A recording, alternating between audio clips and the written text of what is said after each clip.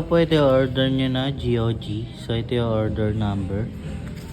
So ito yung item nyo. Check natin kung may damage. Check natin.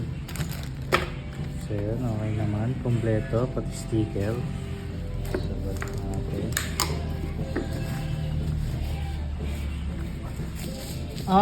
Wala na.